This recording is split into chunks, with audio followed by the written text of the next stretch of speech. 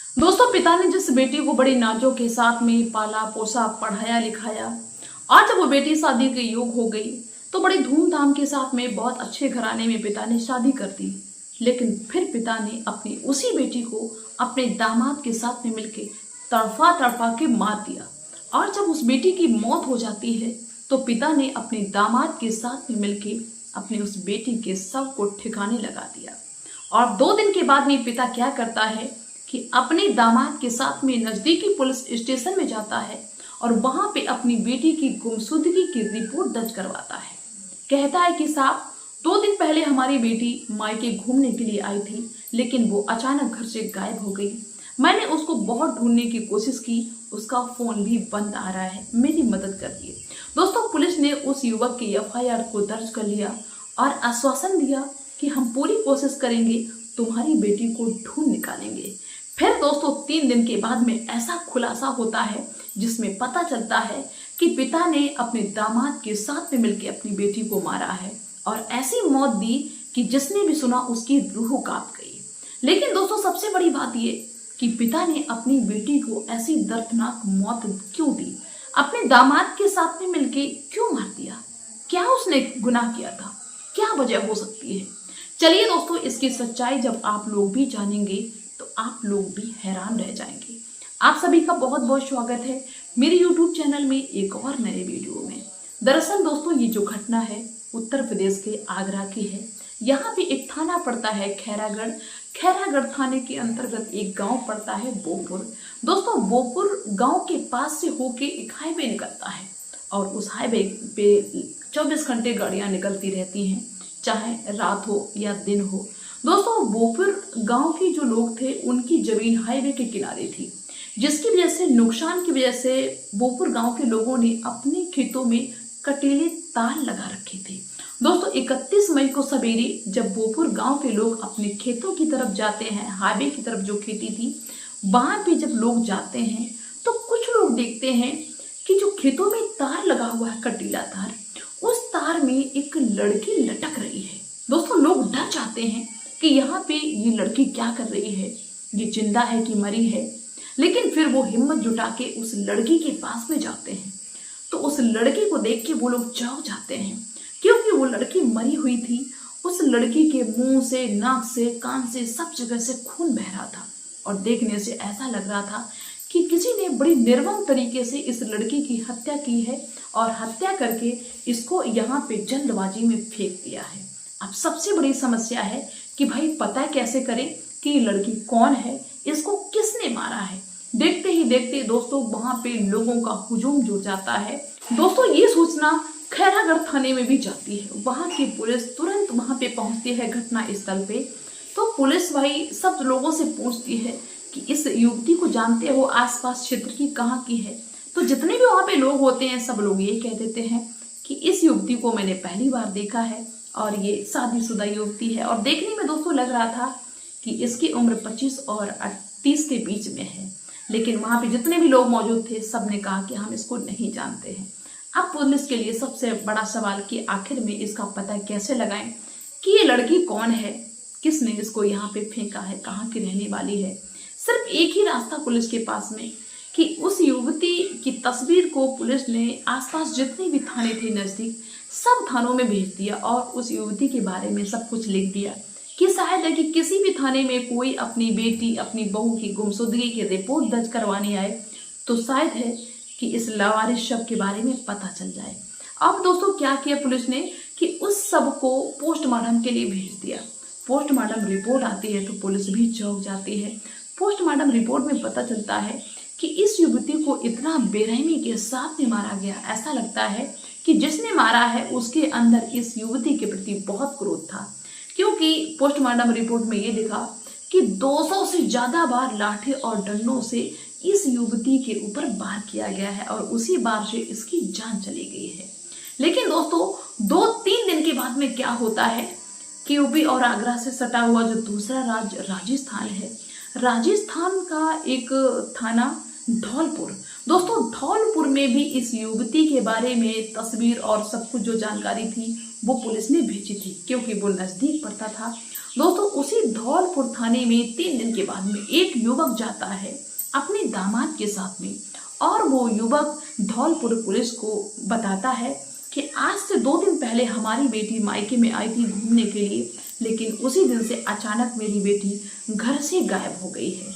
पता नहीं किसने मेरी बेटी का किडनैप कर लिया है। मैंने बहुत ढूंढने की कोशिश की और उसका फोन भी बंद आ रहा है, मेरी बेटी कहीं मुझे नहीं मिली। और इससे पहले दोस्तों ये सूचना तो पहुंच ही चुकी थी, तो पुलिस ने बहुत ही नजदीकी से उस व्यक्ति की बात सुनी और कहा कि ये बताओ कि आप कहाँ के रहने वाले हो और आपकी बेटी की उम्र क्या थी, आपकी बेटी का नाम क्या था।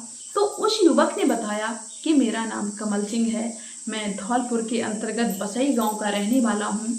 मेरी बेटी का नाम सुनीता था, मेरी बेटी की उम्र 30 साल थी और आज से 5-6 साल पहले मैंने अपनी बेटी की शादी आगरा के बरबर गांव में की थी, खैरागढ़ थाने के अंतर्गत।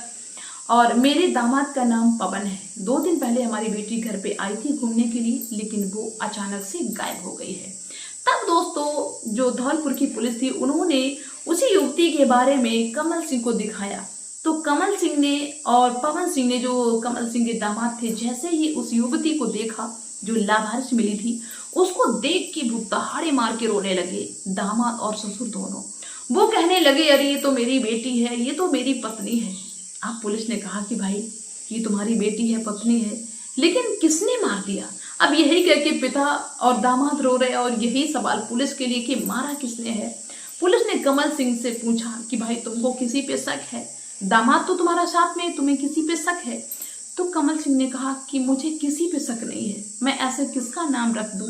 अब फिर वहीं पे सबसे बड़ी चुनौती कि भाई पता कैसे लगाया जाए कि मारा किसने है। अब दोस्तों पुलिस के पास में सिर्फ एक ही रास्ता था कि सुनीता का नंबर लाओ और नंबर से कॉल डिटेल निकाली जाए कि किससे ज्यादा बात होती थी और आखिरी बार किससे बात हुई। यही सबसे बड़ा रास्ता होता है पुलिस के पास में। दोस्तों सुनीता का नंबर पुलिस को दिया जाता है। पुलिस ने जब सुनीता के नंबर की कॉल डिटेल निकाली तो कॉल डिटेल में पता चलता है कि सुनीता की एक विष्णु नाम के युवक से घंटों बात होती थी, और जिस रात से वो सुनीता गायब थी, आखिरी बार भी उस विष्णु नाम के युवक का ही फोन आया था। अब पुलिस ने विष्णु के बारे में कमल सिंह से और कमल सिंह के दामाद पवन से पूछा कि विष्णु कौन है। तो कमल सिंह ने बताया कि ये विष्णु हमारे जो दामाद हैं इनके चाचा का लड़का है और उसी से बात होती है। अब सबसे बड़ा सवाल यहाँ पे कि भाई दामाद की चाचा का लड़का है तो उससे घंटों बात क्यों होगी, जरूर इसमें कोई दाल में काला है। अब पुलिस ने कमल सिंह से कुछ नहीं कहा, पुलिस सीधा चल देती है विष्णु के पास में और पुलिस ने विष्णु को दबोच लिया। विष्णु से पूछताछ करना शुरू कर दिया। पुलिस ने कहा विष्णु से कि तुम सुनीता को जानते हो। विष्णु ने कहा कि हाँ सुनीता को जानते हैं, लेकिन सुनीता को क्या हुआ। पुलिस ने कहा कि पहले मेरे सवाल का जवाब दो, तुम सुनीता से घंटों बात करते थे कि नहीं करते थे। विष्णु ने कहा कि हम घंटों बात करते थे, लेकिन विष्णु ने कहा कि मुझे ये तो बता दो सुनीता को हुआ क्या है, आप सुनीता के बारे में ऐसे क्यों मुझसे सवाल कर रहे हो। तब पुलिस ने कहा कि सुनीता की मौत हो गई है, किसी ने हत्या कर दी है। दोस्तों इतनी बात जैसे ही विष्णु सुनता है तो विष्णु दहाड़े मार के रोने लगता है। अब पुलिस हैरान कि भाई ये क्यों ऐसे रो रहा है, लेकिन पुलिस ने विष्णु से कहा कि तुम्हारी घंटों बात होती थी, कहीं तुमने तो नहीं सुनीता को मारा है। तब वो विष्णु जो कहानी बताता है उस कहानी ने पूरा केस ही पलट दिया। दोस्तों विष्णु ने कहा कि जो सुनीता थी वो मुझको पसंद करती थी, सुनीता हमसे शादी करना चाहती थी, इसीलिए मेरी घंटों घंटों सुनीता से बात होती थी, हम एक दूसरे को पसंद करते थे। क्योंकि सुनीता का जो पति था पवन, यानी कि मेरे ताऊ जी का लड़का, वो सुनीता को इतना मारता था जिसके चलते उसका एक एक दिन कटना मुश्किल हो रहा था। सुनीता बिल्कुल भी अपने पति को पसंद नहीं करती थी, इसीलिए सुनीता अपने पिता से भी इस बात के लिए जिद करती थी कि हम पवन के साथ में नहीं रहेंगे, हम विष्णु के साथ में रहेंगे। लेकिन ये बात जैसे ही सुनीता के पिताजी सुनते थे वो इसका विरोध करते थे, यहाँ तक कि वो ये भी कहते थे कि अगर तू इस जिद पे अड़ी रही तो मैं तुझे मार दूंगा। और साथ 31 मई को रात के 11 बजे सुनीता का फोन मेरे नंबर पे आता है और सुनीता ने मुझसे सिर्फ इतनी बात कही थी कि जल्दी से आ जाओ, मुझे विष्णु बचा लो, मेरे पिता और मेरे पति मुझे मार डालेंगे। उसके बाद तुरंत सुनीता का नंबर स्विच ऑफ हो जाता है और मैं परेशान होता हूँ, मैं भाग खड़ा होता हूँ। मैं तुरंत पहुँचता हूँ सुनीता के मायके में, लेकिन जैसे ही वहाँ पे पहुँचा तो वहाँ पे कुछ भी ऐसा नहीं लगा, बल्कि सुनीता के जो माता पिता भाई बहन जो भी थे घर में, उन लोगों ने मुझे वहाँ से भगा दिया और कहा कि अगर तू यहाँ पे 1 मिनट भी रुका तो मैं तुझे मार दूंगा, यहाँ से जिंदा नहीं जाएगा। दोस्तों विष्णु ने कहा कि वहाँ से मैं तुरंत लौट आया, लेकिन उस दिन से लगातार हम सुनीता का नंबर ट्राई कर रहे हैं, लगा रहे हैं, नंबर स्विच ऑफ बोल रहा है। पुलिस पहुंच जाती है बसई गांव, धौलपुर के अंतर्गत जो बसई गांव पड़ता था, यानी कि सुनीता के मायके में। और सुनीता के मायके में जाके पुलिस ने देखा कि सुनीता के जो पिताजी हैं, सुनीता का जो पति अपने दामाद ससुर के साथ में रहता था, वो दोनों घर से फरार हैं। दोस्तों पुलिस ने सुनीता की माँ से पूछताछ करना शुरू किया तो माँ ने कहा कि मुझे कुछ नहीं मालूम है, अब खुद ही परेशान है और रोने लगती है। लेकिन पुलिस को तो पहले शक था कि भाई इन्होंने कुछ तो किया है, तो पुलिस ने सुनीता की माँ से तीखे सवाल करना शुरू कर दिया। थोड़ी देर बाद दोस्तों क्या होता है कि सुनीता की माँ टूट जाती है और सुनीता की माँ ने सारी सच्चाई पुलिस को बता दी। सुनीता की माँ ने कहा कि मेरे पति और मेरे दामाद ने दोनों ने मिलकर हमारी बेटी सुनीता को मार दिया है, क्योंकि सुनीता पवन के साथ में यानी अपने पति के साथ में रहना नहीं चाहती थी। वो अपने चचेरे देवर विष्णु के साथ में रहना चाहती थी, उसी से शादी करना चाहती थी। और यही बात उसने 29 मई को जब वो घर पे आई थी अपने पिता से कह दी थी, तो उसके पिता को क्रोध आ गया और पिता ने तुरंत दामाद को फोन किया और कहा कि आओ इसको आज ही खत्म कर देते हैं। क्योंकि सुनीता की माँ ने बताया कि मेरी एक बेटी जो बड़ी है पूजा, उसने भी अपने पति को तलाक दे दिया और दूसरे व्यक्ति से शादी कर दी, जिसकी वजह से सुनीता के पिता बहुत क्रोधित रहते थे, उनको अपमान महसूस होता था और वो उसकी वजह से नजरें उठा के किसी से बात नहीं कर पाते थे। और वही काम ये सुनीता भी करने लगी, जिसकी वजह से पिता ने ये प्रण कर लिया कि हम इसको ही खत्म कर देंगे अगर ये इसी जिद पे अड़ी रही। तो सुनीता ने भी उस दिन जिद की थी 29 मई को कि हम जिएंगे तो विष्णु के साथ में जिएंगे और मरेंगे तो विष्णु के साथ में मरेंगे। इसीलिए पिता ने दामाद के साथ मिलकर सुनीता को पहले बहुत मारा और इसके बाद में अचानक से सुनीता छूट जाती है तो कमरे में अंदर जाके वो विष्णु को फोन कर देती है कि जल्दी से आ जाओ, मेरे पति और मेरे पिता हमें मार देंगे। वैसे ही पिता ने दरवाजा तोड़ के उसका फोन छीन लिया, उसका फोन फेंक दिया और वहीं पे कमरे में ही सुनीता को मार दिया। और सुनीता की माँ ने बताया कि मेरे पे भी शक्ति की कि अगर ये बात किसी को बताई तो मैं तुझे भी मार दूंगा। सुनीता की जो बहनें थी वो भी डरी हुई थी, सुनीता की जो माँ थी वो भी डरी हुई थी। और सुनीता की माँ ने कहा कि मेरे पति और मेरे दामाद ने बेटी के सब को पता नहीं कहाँ फेंक दिया। 3 दिन के भीतर कमल सिंह को, कमल सिंह के दामाद पवन सिंह को और पवन सिंह का एक छोटा भाई और था, वो भी इसमें शामिल था। तीनों को 3 दिन के बाद में पुलिस ने दबोच लिया और उनके ऊपर कानूनी कार्रवाई शुरू कर दी।